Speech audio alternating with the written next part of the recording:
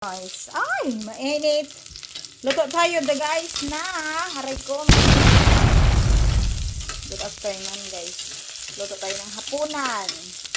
Naglagay na tayo ng sibuyas at bawang. Sunod, ilalagay natin ang paborito ng lahat, sardinas. Wow. Luto tayo guys ng sardinas at Wow. meswa. O, diba guys? Sardinas at meswa guys. Gisahin muna natin yung sardinas. Okay. Okay ko, tumatalsik-talsik guys. Masakit ha. Balik yata sa akin itong sardinas na ito ah. Balik yata sa akin itong sardinas na ito. Okay guys, nagisa na natin yung sardinas. Ay! Antayin natin kumulo-kulo. Okay. Yan, kumukulo-kulo na siya. Ng super kulo. After 1 year. Next is, lagyan natin ng tubig.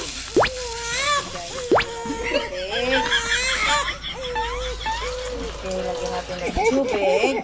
And, yan. Sabaw-sabaw. Antayin ulit natin kumulo after 1 year.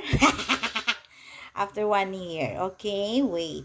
Okay, habang nag-aantay tayong kumulo, lagyan natin ng pampasarap. Ay, Nice. pampalasa.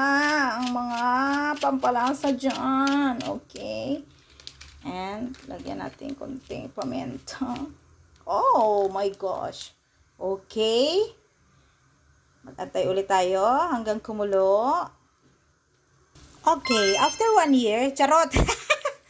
Ayan, at kumukulo na siya. Ilalagay na natin yung, miswa. Ilalagay natin ang miswa, guys. Ayan. Okay. Dalawa lang naman kami ng anak ko, kaya kunti lang ang niluluto ko. Kasi isang kainan lang yan.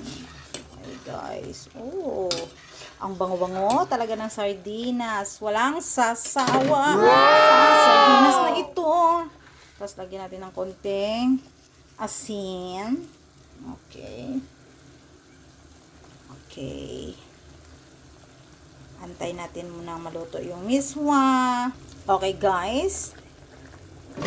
At luto na ang ating miswa. Ay, naku, ang sarap talaga. At hindi ko na nakikita ang miswa. Parang sardinas na lang. Ayun na. Ay, naku. Ang sarap. At dyan na ang natapos ang ating sardinas na may miswa. Okay, guys. Bye!